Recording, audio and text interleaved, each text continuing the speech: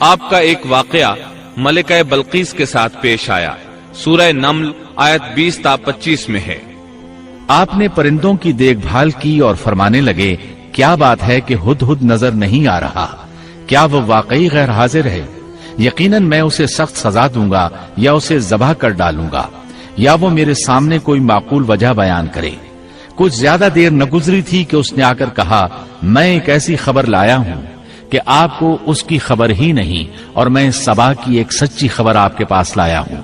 میں نے دیکھا ہے کہ ان کی بادشاہ ایک عورت ہے جسے ہر قسم کی چیز سے کچھ نہ کچھ دیا گیا ہے، اور اس کا تخت بھی بڑا عظیم ہے۔ میں نے اسے اور اس کی قوم کو اللہ تعالیٰ کو چھوڑ کر سورج کو سجدہ کرتے ہوئے پایا ہے۔ شیطان نے ان کے کام مزین کر کے انہیں دکھلا کر سیدھے راستے سے ہٹا دیا ہے، پس وہ ہدایت پر نہیں آتے کہ اسی اللہ کو سجدہ کریں جو آسمانوں اور زمینوں کی پوشیدہ چیزوں کو باہر نکالتا ہے، اور جو کچھ تم چھپاتے اور ظاہر کرتے ہو وہ سب کچھ جانتا ہے۔ ہدہد نے اللہ تعالیٰ کی یہ صفت اس لیے بیان کی کہ یہ اپنی حس کے ذریعے زمین میں پانی والے حصے کا پتہ چلا لیتا ہے۔ سلیمان علیہ السلام کو بھی یہی ہدہد بتایا کرتا تھا کہ پانی کہاں ہے، پھر آپ جنات کے ذریعے پانی نکلواتے تھے۔ یہ اطلاع سن کر سلیمان علیہ السلام حیران ہوئے۔ آپ نے ہدہد سے کہا، ہم ابھی تمہاری بات کی تصدیق کر لیتے ہیں۔ سورہ نمل آیت 27 اور 28 میں ہے۔ سلیمان نے کہا، اب ہم دیکھیں گے کہ تو نے سچ کہا ہے یا تو جھوٹا ہے۔ میرے اس خط کو لے جا کر انہیں دے دے، پھر ان کے پاس سے ہٹ آ اور دیکھ کہ وہ کیا جواب دیتے ہیں۔ آپ نے ایک خط لکھ کر اسے دیا۔ ہدہد وہ خط لے کر ملکہ بلقیس کے محل پہنچا۔ خط اس کے سامنے گرا کر خود دیوار پر جا بیٹھا۔ خط دیکھ کر ملکہ بلقیس نے کہا، وہ کہنے لگی، اے سردارو، میری طرف ایک باوقت خط ڈالا گیا ہے جو سلیمان کی طرف سے ہے، اور جو بخشش کرنے والے مہربان اللہ کے نام سے شروع ہے، یہ کہ تم میرے سامنے سرکشی نہ کرو اور مسلمان بن کر میرے پاس آ جاؤ۔ اس نے کہا، اے میرے سردارو، تم میرے اس معاملے میں مجھے مشورہ دو۔ میں کسی امر کا قطعی فیصلہ جب تک تمہاری موجودگی اور رائے نہ ہو نہیں کیا کرتی۔ ان سب نے جواب دیا کہ ہم طاقت اور قوت والے، سخت لڑنے بھیڑنے والے ہیں، آگے آپ کو اختیار ہے، آپ خود ہی سوچ لیجئے کہ ہمیں آپ کیا کچھ حکم فرماتی ہیں۔ اس نے کہا کہ بادشاہ جب کسی بستی میں گھستے ہیں تو اسے اجاڑ دیتے ہیں اور وہاں کے باعزت لوگوں کو ذلیل کر دیتے ہیں، اور یہ لوگ بھی ایسا ہی کریں گے۔ میں انہیں ایک ہدیہ بھیجنے والی ہوں، پھر دیکھ لوں گی کہ قاصد کیا جواب لے کر لوٹتے ہیں۔ ملکہ بلقیس یہ اندازہ کرنا چاہتی تھی کہ سلیمان علیہ السلام کس قسم کے بادشاہ ہیں، اور یہ کہ وہ ان کے خلاف لڑ سکیں گے یا نہیں۔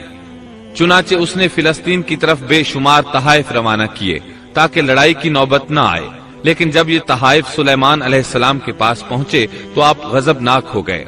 پس جب قاصد سلیمان کے پاس پہنچا تو آپ نے فرمایا، کیا تم مال سے مجھے مدد دینا چاہتے ہو؟ مجھے تو میرے رب نے اس سے بہت بہتر دے رکھا ہے جو اس نے تمہیں دیا ہے، پس تم ہی اپنے تحفے سے خوش رہو۔ جا ان کی طرف واپس لوٹ جا، ہم ان کے مقابلے پر وہ لشکر لائیں گے جن کے سامنے پڑنے کی ان میں طاقت نہیں، اور ہم انہیں ذلیل و پست کر کے وہاں سے نکال باہر کریں گے۔ قاصد ان کا جواب سن کر اور یہ صورتحال دیکھ کر دہشت زدہ ہو گئے۔ انہوں نے بلقیس کے پاس جا کر ساری حقیقت بیان کر دی۔ ملکہ بلقیس نے انہیں پیغام بھجوایا کہ ہم اسلام قبول کرنے کے لیے تیار ہیں۔ سلیمان علیہ السلام تک اس کا پیغام پہنچا تو آپ اپنے درباریوں کی طرف متوجہ ہوئے۔